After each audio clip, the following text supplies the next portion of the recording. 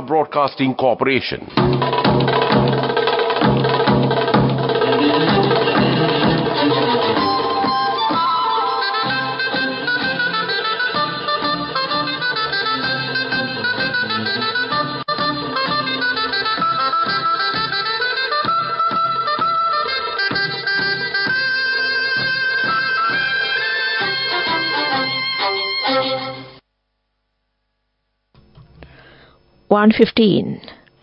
This is the Sri Lanka Broadcasting Corporation. The news edited by Danushka Madhavala and read by Geethanjali Ramanayaka. The headlines. The gross official reserves of the country increases to $5 billion. Sri Lanka Salt is ready to supply high-quality products to the international market. New governors have been appointed for the southern and northwestern provinces. A haul of drugs belonging to Dubai Kapila seized in STF raid. Exports of coconut-related products earned an income of over 19,000 million rupees in March. Foreign news.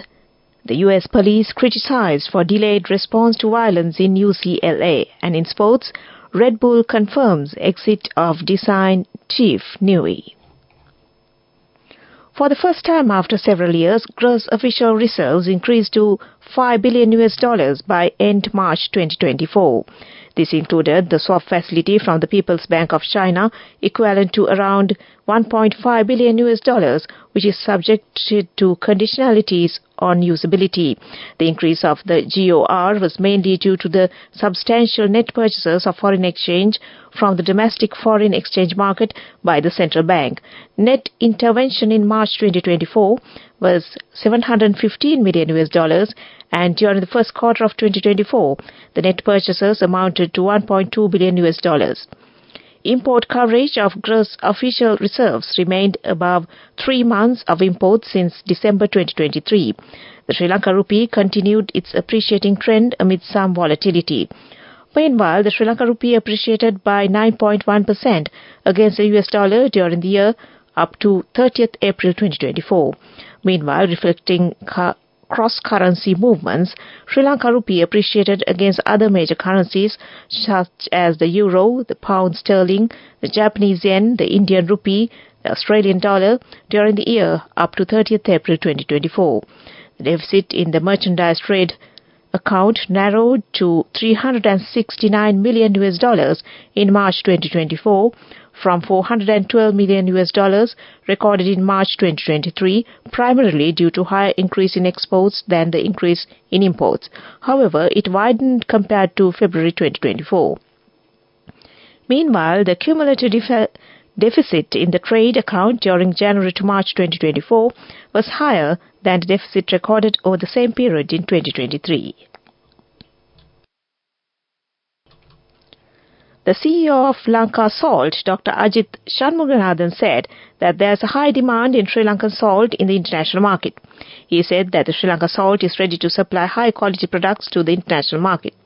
For the first time, Lanka Salt Limited Hambantota has made a turnover of around 1.4 billion rupees for the first quarter ending March 31st. Currently, Sri Lanka Salt provides over 90% of local industrial salt and also produces fertilizer, which accounts for over 80% market share in the local salt industry. The CEO said that one of the key factors towards this achievement was new management tools that were introduced to cut down on waste and increase efficiency. This resulted in production increasing from around 60,000 metric tons per year in 2020 to around 110 million metric tons last year. He said that while good weather conditions also helped them to increase production from all their statons, they also found new direct markets by entering tier products to supermarket chains as well. Lakshmanappa Abeyewardene was sworn in as the governor of the southern province today. Nazir Ahmed was sworn in as the governor of the northwestern province by President Ranil Wickremesinghe this morning. Lakshmanappa Abeyewardene previously served as the governor of the northwestern province. This news broadcast comes to you from the Sri Lanka Broadcasting Corporation. The Police Special Task Force have recovered a stock of drugs including 13 kilograms of heroin allegedly belonging to an underworld figure, during a raid carried out near the Sri Javardhanapura University, Nugegoda. Accordingly, the seized drugs include 13 kilograms of heroin, 6 kilograms of hash and 0.5 kilograms of cocaine, while 1.5 million rupees in cash was also taken into custody during the special raid.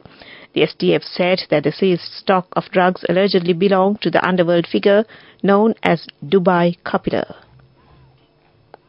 According to the Coconut Development Authority, an income of 19,131 million rupees was earned from the export of coconut-related products in March 2024.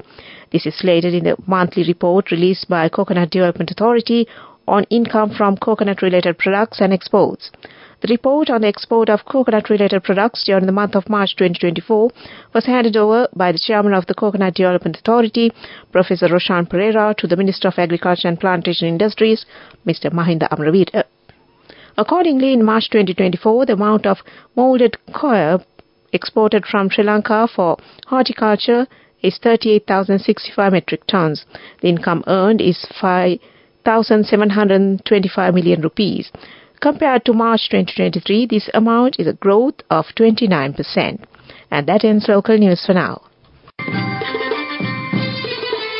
The main news story is brought to you by Sinhala Veda. In the main news story, Power and Energy State Minister Indika Anuruddha Herath assured that since the Umawa development project was listed in the public, there have been no reported landslides or other issues. He cautioned against misleading representations, noting that some individuals are attempting to mislead the public by showcasing small waterfalls resulting from rainfall. A team of geologists undertook an observational tour of the Umawa region yesterday to assess and document any reported cracks and floods in the area, he added. The State Minister conveyed this during a media briefing at the PMC held under the theme Collective Path to a Stable Country on Tuesday. State Minister Anuruddha said the country has suffered a loss of nearly $200 billion due to the 9-year delay in completing the Umawa development project.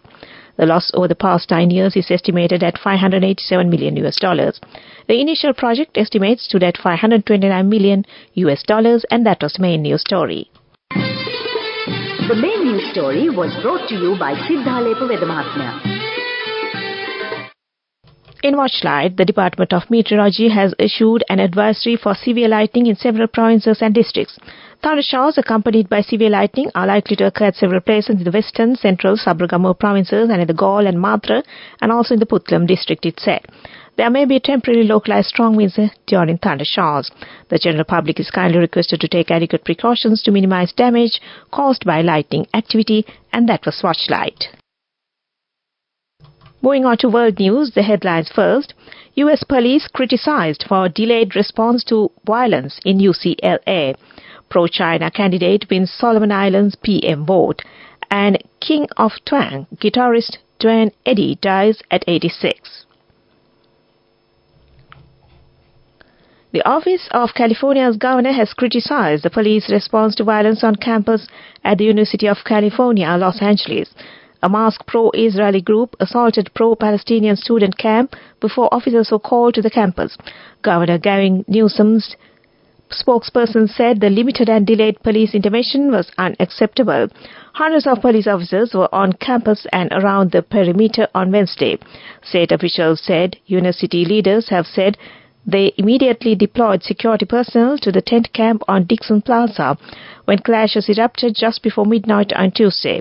But several people on site said law enforcement did not act quickly enough.